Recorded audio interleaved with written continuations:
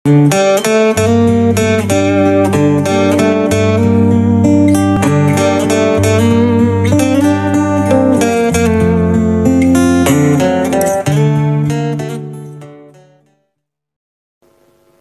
saya itu terkenal wali, yang bapaknya bapak.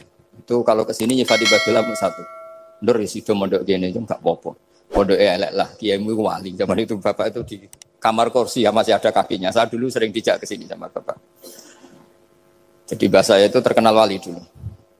Jadi mbah saya itu tirakat terus sampai kapundhut itu poso terus. Kebetulan cucunya agak niru. Saya tidak niru itu karena itu Gus Zaki. Memang disuruh tidak niru. Kata mbah saya, kira usah tirakat, terus tak tirakati aku.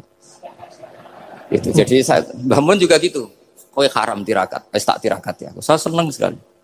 Tapi tua-tua kok mikir putu. Nah, terus nirakati putuku sopo. Jadi mulai jadi kiai betul Mas Nadif saya ini sudah mulai mikir putu. Karena saya ini termasuk orang yang kecelok alim yang enggak banyak orang menghormati karena sudah diramal sama mbah-mbah. Di dulu mbah saya Mbah Nur Sam itu kakak saya itu SMP, SMA. Kakak saya yang kedua juga SMP, SMA. Mbah saya itu Mbah Nur Sam itu yang nganterkan bapak ketika mondok sini itu. Yang ikrar karo Badullah wali Mbah Nur Sam itu. Ahli tirakat, ahli puasa. Itu bilang, Nur, anak sing iki aja pondok, aja sekolahno. Sumben sing ngalim ku anak sing iki. Ketika saya hampir tamat SD sama mbah saya Tuban, mbah saya Narukan juga di Sabdo begitu. Singkat cerita sama mondok sarang. Mondok sarang pertama langsung dikenal Mbah Mun, wong anak kiai jadi langsung dikenal. Didoni macam-macam terus jadi wong alim juga ada yang ngelem. Biasa aja untuk dongane wong sepuh-sepuh. Ya sebenarnya agak kecewa, ya, saya inginnya kan dianggap prestasi gitu, ternyata dianggap doanya orang-orang sepuh. Ya, makanya kula niki mriki ya rodok ya syukurlah sama Bang Mutamakin sama semuanya karena tadi, kenapa saya harus cerita ini? Quran sendiri mengakui bahwa orang soleh itu diantara aturannya adalah dzurriyyatam ba'duha min ba'd. Meskipun Allah bisa bikin orang soleh dari mana saja, tapi yang legitimit itu memang dzurriyyatam ba'duha min ba'd. Dan kata dzurriyah itu tasmalu auladal inas, kata Ibnu Hajar al-Asqalani, memasukkan turunan yang dari ibu. Meskipun tentu secara wali nikah atau secara disiplin nasab dari ibu itu tidak ngefek. Tapi dari segi fa'innal irqadassas bahwa sistem tubuh kita itu tetap ada gen dari seorang apa? Ibu. Sehingga banyak ulama tafsir mengatakan dzurriyyah itu tasmalu auladal inas. Dzurriyyah itu memasukkan turunan dari apa? Ibu.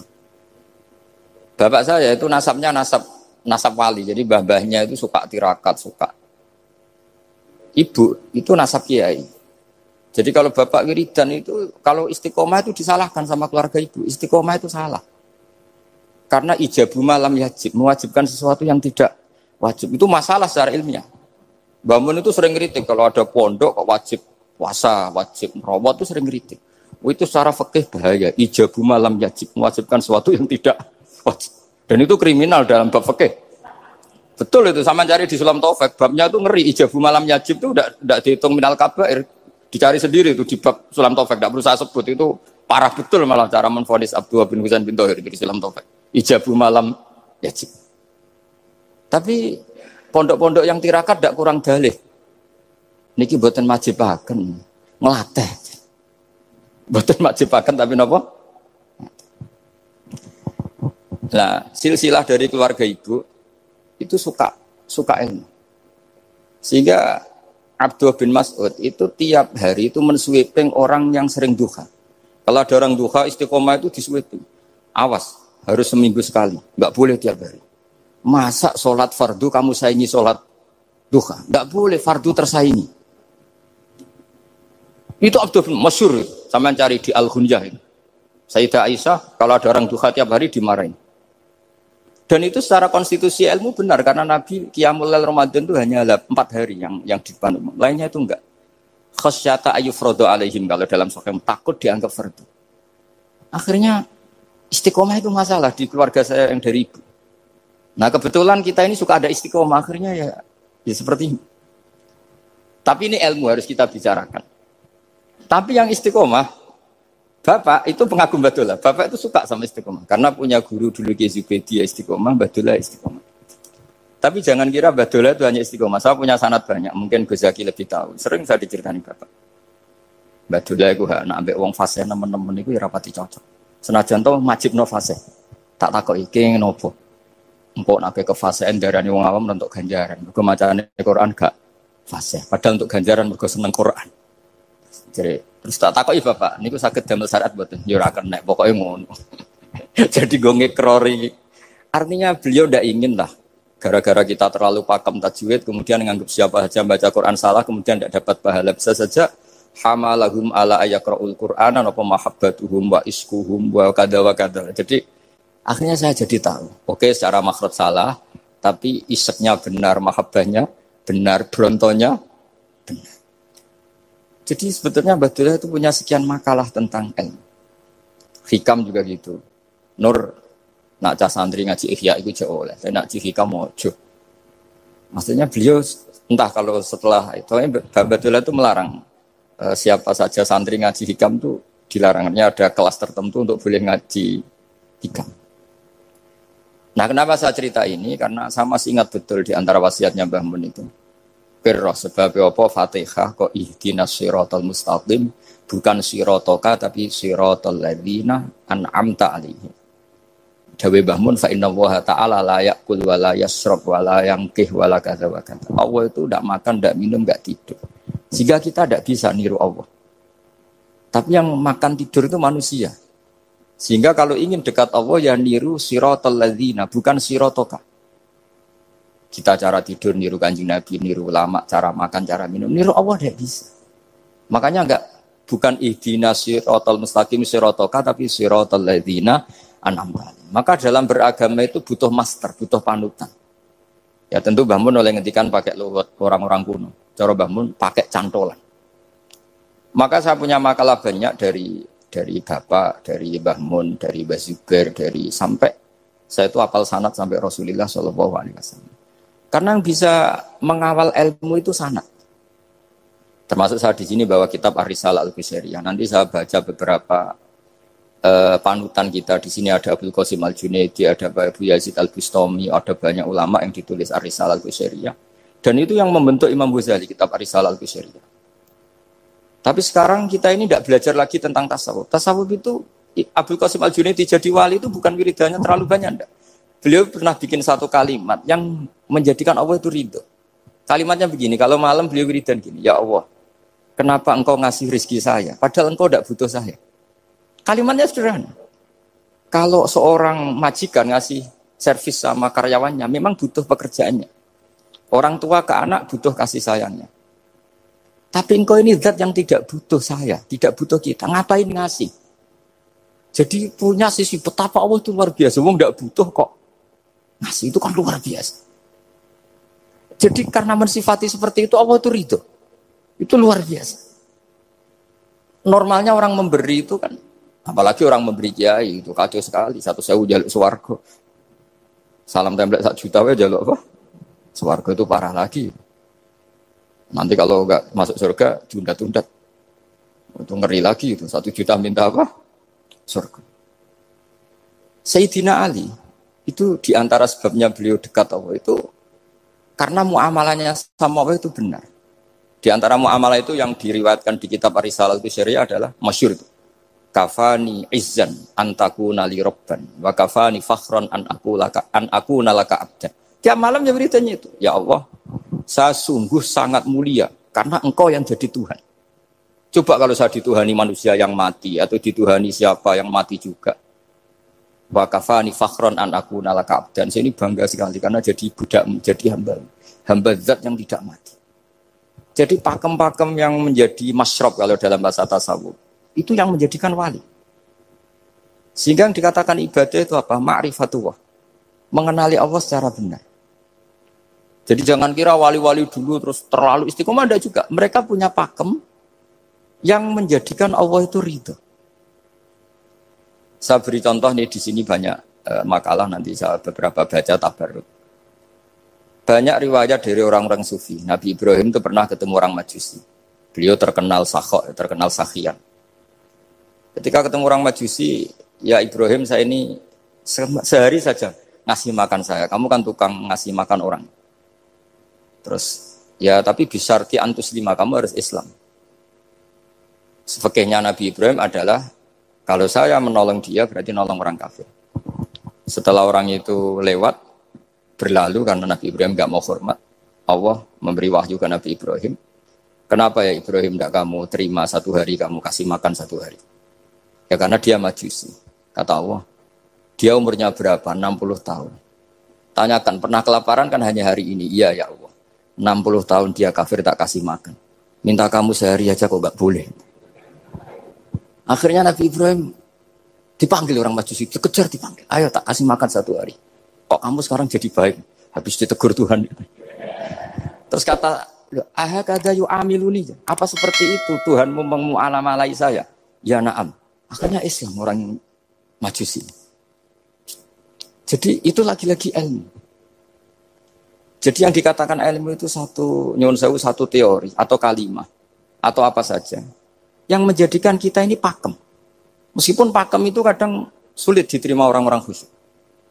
Orang khusyuk itu ya nyun sewu ada sisi nakalnya. Makanya Mbah Mun sering kayak jargon masyhur. Zada khusyuan, zada jalan, tambah khusyuk tambah bodoh. Bukan bodoh dengan makna salah itu enggak. Memang kadang terus anti ilmu. Misalnya gini, ini contoh yang karena saya ini mengkhidmati ilmu, saya beri contoh yang urusan ilmu. Ada orang sujud diinjek orang fasik, kepalanya diinjek orang fasik. Terus si orang yang sujud tadi ini ada di Sahih Muslim, juga ada di Ihya. Wallahi la yaghfirullahu laka. Pakai sumpah, wallahi la yaghfirullahu laka. Allah langsung mewahyukan ke Nabi fi hadzal zaman, fi tilkaz zaman atau fi dzalikaz zaman. Man dzalladzi yata'alla alayya alla aghfira li fulan qad ghafartu lahu wa ahbattu amalak. Katakan ke orang itu, siapa yang mencatut nama saya yang hanya berstatus tidak memaafkan. Itu enggak fair. Saya ini Tuhan kok bisa yaghfir, bisa yu'adzib. Kok sifat saya tinggal 1 yu'adzib itu gimana? Dicatut separuh itu Allah tidak terima. Tapi kalau kita baca Quran, saya ini sama orang fasik ya benci. Saya ini orang soleh, setidaknya pura-pura soleh lah. Karena di depan para kiai. Tapi mau tidak mau. Ketika Allah mensifati dirinya tentang orang munafik gimana? Wa yu'adzibal munafiqina in sya'a au jatuh. Itu cocok tidak cocok. Potensi memberi tobat itu ada. Meskipun sama kalau orang munafik, tapi ya tetap bacanya wa yu'adzibal munafiqina ya in sya'a au jatuh. Rasulullah kayak apa bencinya dengan Wahsy karena qatilu Hamzah. Tapi Nabi tunduk sama konstitusi Quran. Laisa laka minal amri syai'un aw yatuba alaihim aw yu'adzibahum. Akhirnya Allah malah memberi tobat sama qatilu Hamzah yaitu Wahsy. Ini pentingnya baca lagi. Kalau kita tidak baca, hanya khusyuk saja. Tidak baca. Pasti sama orang yang menginjak orang sujud tadi, yang nginjak pasti salah, enggak dimaafkan. Bongso pasti. Pertanyaannya adalah, betulkah Allah punya sifat 1, yaitu yu'adzib? Makanya kalau kita baca, misalnya baca Quran, walillahi mulkus samawati wal ardh, ya sudah, yaghfiru liman yasha wa yu'adzibu man yasha. Kalau nuruti rasa kita, ya inginnya ke kita, yaghfir, ke orang lain yu'adzib. Tapi Tuhan kan enggak terima. Saya ini Tuhan kok didikte makhluk saya ini gimana? Enggak bisa. Sehingga ya ini lagi-lagi ilmu. Makanya saya cocok enggak cocok itu suka baca. Saya suka sekali baca. Mulai ulama dulu, ulama modern, setengah dulu. Mulai ulama yang kedunian sampai setengah kedunian. Suka. Saya dulu tuh enggak suka uang. Karena saya memang tadi mbah saya dari bapak itu wali Mas itu. Kalau tadi Mas Nadif jujur, mulai Mbah Soleh itu suka bully mertuanya, jadi saya alhamdulillah dia jujur. Jadi Mbah Soleh itu menantunya Raden Asnawi, itu ya bully-bulian sama ini terus ditiru beliau ini. Itu nggak suka sebenarnya. Saya itu ya pokoknya tadi kalau orang daftar wali itu kan nggak suka sama. Karena mereka nangis ketika Allah ngendikan wa aqridu atau ayat-ayat anfiku atau orang baik disifati wa aqridu wa qardan hasanah. Itu hadal khitab li ahlil jiddi wasarwah. Ini khitab untuk orang kaya. Kalau isin Gusti jenengan nampen ngongkon infak kok kalau diinfaki. Jenengan nampen ngongkon ngamal kok kalau di ngamali. Jadi maka yuhibbunal mal, mereka tidak suka harta. Walakin diana luladzatal khitab bil infak, dan itu harus kaya dulu untuk bisa infak. Jadi itu uniknya. Akhirnya saya Imam Sa'roni penting juga kaya. Jadi wali untuk suka harta itu nunggu diperintahkan Allah. Alhamdulillah kita enggak, sudah wali dulu karena sudah senang harta wali. Jadi kayaknya keren kita dibanding wali-wali itu. Artinya wali itu tahu pentingnya harta setelah jadi wali. Kita alhamdulillah mulai kecil sudah tahu pentingnya harta. Kayaknya kita lebih wali. Imam Syafi'i itu dulu gak suka sama orang kaya. Saya berkali-kali ceritain. Karena dia dididik Sufyan As-Tsauri, Sufyan bin Uyainah. Tapi ketika ketemu Imam Malik itu kaya raya. Meskipun dia hidupnya sederhana, tapi kaya raya. Pas beliau mau, Imam Syafi'i dia agak-agak sopan kalau sekarang tanya, setelah jenengan, ilmu yang saya harus ambil siapa?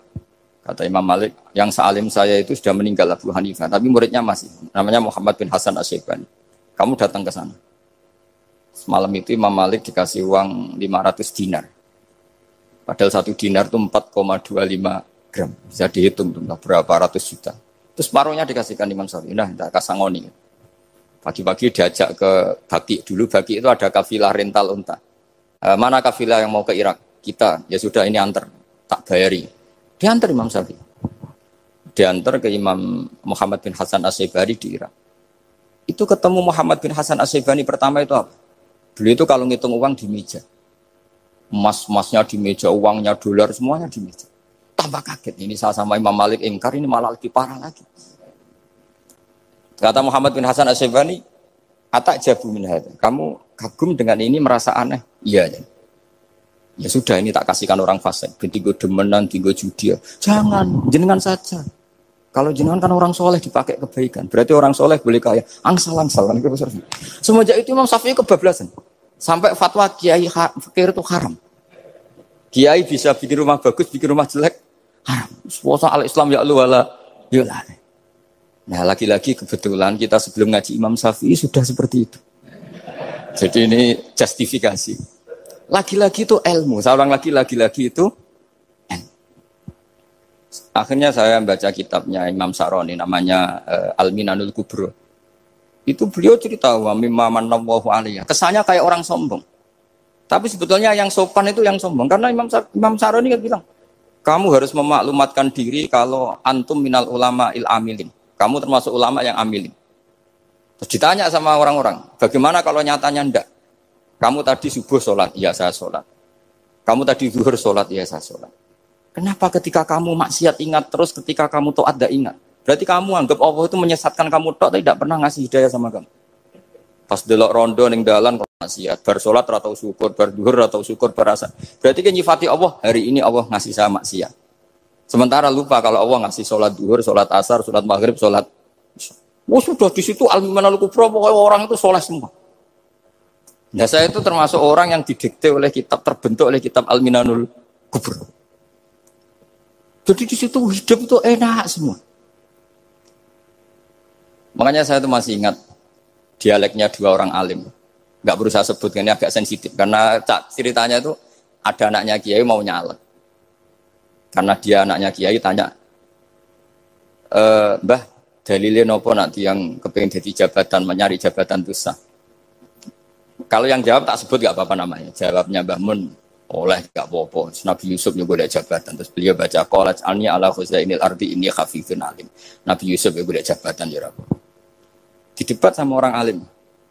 Itu Nabi Yusuf, syariatnya itu mansukhah bi syariati Rasulullah Muhammad sallallahu alaihi wasallam.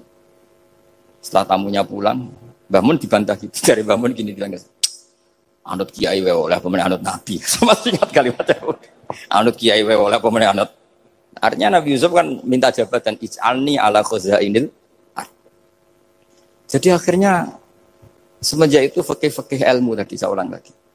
Akhirnya saya cari, termasuk saya disuruh bangun. Saya golekno dalile nak wong soleh oleh jabat. Hatinku, wong dalil kok diorder saya ya sempat.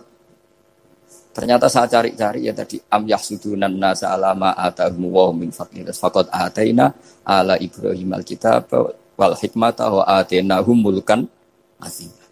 Keluarga Nabi Ibrahim di antara sifat yang disebutkan Allah adalah dikasih mulkan azim. Sebab itu akhirnya kiai-kiai Indonesia itu mazhabnya Syafi'iyah semua. Politik ya kerso, jabat ya kerso, proposal ya kerso. Maksud saya ini yang menyelamatkan ilmu. Kalau orang khusyuk pasti gedeng. Kiai kok gelem proposal, kiai kok para pejabat. Tapi orang ilmu setuju. Nah saya nggak tahu setujunya itu bawaan ilmu apa bawaan nafsu tadi itu yang mulai saya data. Nah kalau saya kan bawaan ilmu saya baca. Itu bedanya saya dengan Mas Nadif jadi bawaan baca. Karena kemarin saya dibully habis-habisan di Kudus. Saya tidak punya kesempatan bicara di menantunya Neng Mu'ah ya. Wah ini kurang ajar betul orang ini kata saya. Tapi saya nyari sisi positifnya. Kalau saya dibully kan saya madlum. Orang madlum gampang jadi wali. Yang dia bully berarti zalim ya sudah berarti wali saya gitu. Nah supaya dia juga wali sekarang tak bully supaya impas gitu. Jadi ini nolong beliau. Jadi saya 22 hari itu kalau habis subuh ke rumah sakit, tapi kalau asar pulang ngajar. Ya begitu terus. Karena mbah-mbah saya itu sukanya ilmu Masya Allah. Karena ilmu itu penting. Apapun pakemnya para wali itu kalau diingatkan secara ilmu itu terus kayak runtuh. Saya berkali-kali mencontohkan. Dan itu valid, data itu valid. Sufyan bin Uyainah itu orangnya khusyuknya Masya Allah. Gurunya Imam Syafi'i, gurunya Imam Malik. Itu beliau menceritakan dalam kitab Khilyatul Auliya. Nabi Isa itu senengannya itu ceria sekali. Nabi Yahya itu senengannya bersengut, abusan, suka kayak takut akhirat, takut penyakit. Tapi bukan takut corona, enggak ya jelas kan. Saya akhir-akhir ini fatwa, sekarang jangan baca Uwais Al-Qarani, tapi Al-Qarni. Meskipun saya tahu ada yang baca Qarani di kitab-kitab, ada yang baca Qarni. Tapi sekarang wajib dibaca Al-Qarni sementara. Sekali dibaca Al-Qarani itu nisbatun ilah.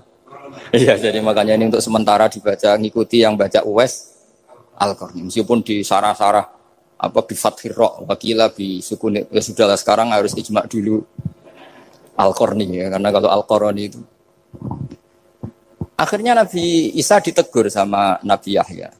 Mali aroka dohikan ka'annaka ta'manu min makrillah. Saya melihat kamu kok suka tertawa, seakan-akan kamu merasa aman tidak kena azabnya Allah. Nabi Isa akhirnya balas tanya, Mali aroka abisan ka'annaka tai'asu min rahmatillah taknatu min rahmatillah. Kowe mbesengut wae koyo dunya orang rahmat, anane corona tok.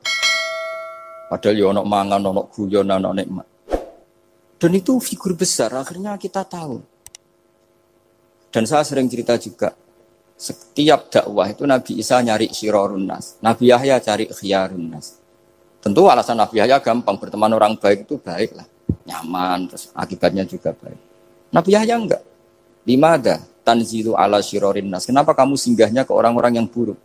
Ana tabibun udawil mardo. Saya ini dokter, tentu menyembuhkan yang sakit. Akhirnya terus di Indonesia banyak kiai yang kancanan orang fasik ya banyak. Tapi ya tentu yang benar itu yang mensolehkan yang fasik. Yang mesti salah yang menjadi fasik karena ketularan yang. Tapi itu lagi-lagi apa? Ilmu yang bisa menjadikan kita percaya itu ilmu. Saya tuh suka sekali baca kitab yang berbeda. Saya sekarang baru belajar kitab orang-orang Hanafi. Orang-orang Maliki. Saya kemarin dikirimin hadiah oleh keluarga Pak Kures. Ada tanda tangannya Pak Kures dari Habib Ali, dari keluarga beliau.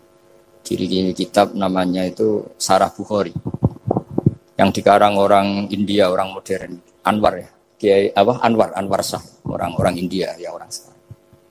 Itu beliau termasuk mujaddid kalau dalam perasaannya orang India.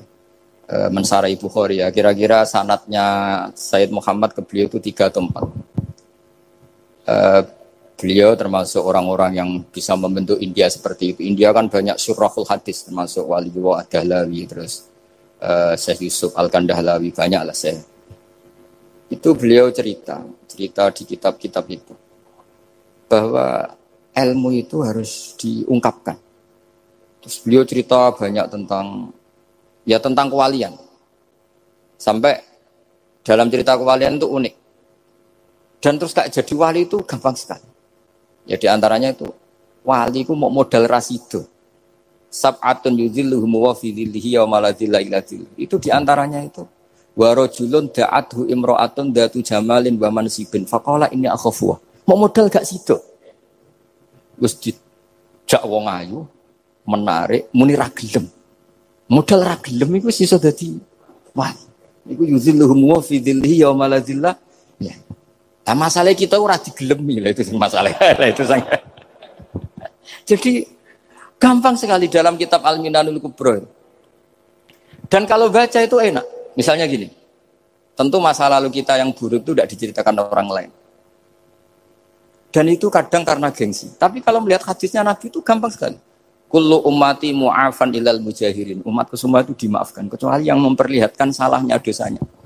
Jadi nggak boleh kalau sampean sekolah nggak naik kelas cerita anaknya. Kalau saya dulu nggak naik kelas, kalau punya utang koperasi nggak pernah bayar, nggak boleh. Cerita seperti itu nggak boleh. Kalau ditanya, bapak dulu pinter nggak? Oh pinter sekali. Harus bilang gitu, pinter sekali. Pernah ranking, ranking sekali sudah nggak apa-apa itu. Meskipun dengan makna yang lughawi ya. Saya dulu eskal. Kan nyun sewu saya ini sering diparani orang yang mau tobat tercerita Gus saya dulu sering main perempuan, sering mabuk, tapi sekarang saya mau tobat gini-gini. Karena ini orang awam, tak terima. Tapi saya bilang gini, kamu jangan cerita ke anak kamu.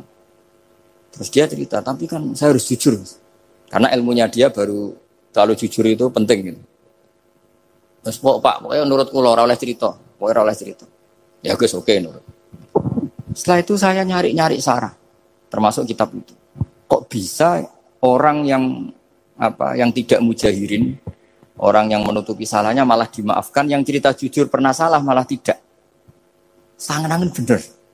Misalnya seorang bapak cerita, "Jong aku dhisik nak pacaran tak ambung." Misalnya, anaknya mesti suatu saat kan dia puber. Mesti nak ngambung niru bapak ya. Nah, kalau yang cerita itu ribuan atau jutaan. Jong aku zaman yang pondok itu rezekiku kok bodoni. Kan terus jadi syariatun mutabah. Apalagi yang cerita ini ternyata jadi kiai, ternyata gitu ya tetap jadi kiai. Jadi kalau pura-pura soleh di rumah pura-pura soleh, seakan-akan di pondok tidak pernah kodok, tidak pernah setor meluntir, tidak pernah apa kan? Katanya, lalu lucunya, oke itu alasan. Alasannya Imam Ghazali itu paling masuk akal. Ini saya cerita, ila aliman barokahnya baca Imam Ghazali. Fa inna wa ta'ala yakrahu zuhurul ma'asi. Wa min asbabi zuhur adalah al-mujaharah. Karena Allah itu gak suka maksiat itu begitu kelihatan.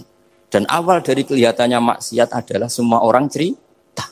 Akhirnya maksiat dianggap biasa saja. Jadi kalau semua orang cerita zaman mondok nakal itu akhirnya semua orang yang nakal. Oh itu niru kiai ini, karena ini niru kiai. Kan repot. Tapi kalau semua kiai sok suci atau suci betul, dan semoga ya suci betul, kan yang maksiat, yang mau maksiat ini gak punya alasan. Karena masternya gak pernah maksiat. Meskipun sebagian yang sultan gak pernah konangan, tapi gak tahu pokoknya yang penting seperti itu. Itu hebatnya konsepnya. Saya dulu ya eskal loh. Kok? Ya tadi kullu ummati mu'afan illal mujahirin. Saya dulu se-eskal. Tapi setelah baca Ihya kata Imam Ghazali, karena Allah itu enggak suka zuhurul ma'asi. Allah enggak suka kalau maksiat terlalu muncul. Dan termasuk sebabnya muncul adalah setiap orang jujur menceritakan masa lalunya. Sebab itu kita sebagai orang Islam yang entahlah istilahnya apa. Kalau istilahnya Mas Najib Islam Nusantara atau moderat macam-macam lah. Saya termasuk orang yang sebetulnya ingin gak setuju, bukan karena menentang. Nanti ngapalkan firqahnya kebanyakan. 72 aja ngapalkan banyak ditambahi Islam Nusantara, Islam moderat, Islam garis apa lagi itu? Oh garis lurus. Ada yang lagi lucu. Ya macam. Tapi setelah baca banyak, itu akhirnya menjadi tahu. Karena apa ya? Fitrah salimah kita. Misalnya gini, ada cerita di kitab-kitab. Nabi Musa pernah istisqa enggak mandi. Kan enggak terima, dia seorang nabi kok istisqa enggak mandi. Saya ini kali muka ya Allah, kenapa doa saya enggak mandi? Terus kata Allah, inna fihim namaman, di antara yang berdoa sama kamu yang istighosa kubro itu ada yang namaman, tukang adu-adu. Nabi Musa ngajarin Tuhan. Ya Allah kan gampang, kasih tahu dia siapa tak usir supaya ndak ikut istighosa, kan selesai. Terus dari pangeran lucu. Saya ini Tuhan, anha anin namimah. Saya ini Tuhan yang mengharamkan namimah. Maka saya ndak akan namam. Anha anin namimah wa akunu namaman. Saya ini mengharamkan adu-adu kok terus dudono sing itu kan ya sudah Gusti kalau gitu. Lalu solusinya gimana ini? Solusinya gimana Tuhan? Ya sudah kamu nyari hamba saya yang namanya ini. Cari sama Nabi Musa. Ketemu orang namanya hitam. Makanya saya sama Mas Nadiem itu sungkan karena di antara wali itu ada yang hitam. Hitam terus nggak apa-apa ini biar impas, biar saya sampean bisa jadi wali karena madlum. Itu ketemu. Setelah ketemu sama-sama nur. Anta bareng. Ya saya bar. Terus anta Musa, ya saya Musa. Kenapa kamu tahu? Dikasih tahu Allah. Ini karena sama satu nabi, satu wali. Terus saya ini mau istisqa gak mandi, tapi sama Allah disuruh minta doa sama kamu. Itu doanya tuh ngawur sekali, bukan sekedar ngawur, ngawur sekali. Ya Allah, apa engkau sudah tidak punya stok air sehingga tidak ada hujan? Gitu. Apa angin-angin sudah tidak nurut sama jenengan sehingga tidak bisa menghalau awan untuk menurunkan hujan? Faka ada Musa ayab tisawi itu di semua kitab. Musa hampir saja jotos, dianggap doa yang enggak sopan. Tapi kata Allah, la tadribhu ya Musa, fa innahu adhakani fil yaumi salasa marrat. Dia bisa bikin senyum saya sampai 3 kali. Lu soal mereka maksiatuhum la tadurruka. Maksiat mereka itu tidak ngefek ke engkau kok jenengan pertimbangkan. Maksiatuhum la tadurruka. Wah, akhirnya langsung hujan. Jadi kadang doa itu ada yang ngawur. Maksiatuhum, makanya saya itu kadang berani berdoa Indonesia aman. Secara fikih ya kadang kok nak gak ono apa-apa sing maksiat meneh. Kadang yo mikir. Ya nak sing taat meneh, tapi kok nak ono apa-apa sing maksiat ya maksiat meneh. Saya pernah ketika Jogja sering gempa itu pernah mau berdoa. Ya Allah semoga bebas dari gempa, tapi terus saya mikir. Memang kalau nggak ada gempa ya yang sholat aman, tapi yang maksiat juga daripada menggurui Allah sudahlah, tidak berani berdoa sudah Gusti ini dunia ini jangan pun terserah jenengan. Tapi saya sebagai orang Muslim sing apian kan ya kepengen arham linnas. Boleh dalil lu kangelan, tapi gara-gara baca kibarek tadi maksiatuhum la tadurruka. Maksiat mereka itu tidak bahaya bagi kita.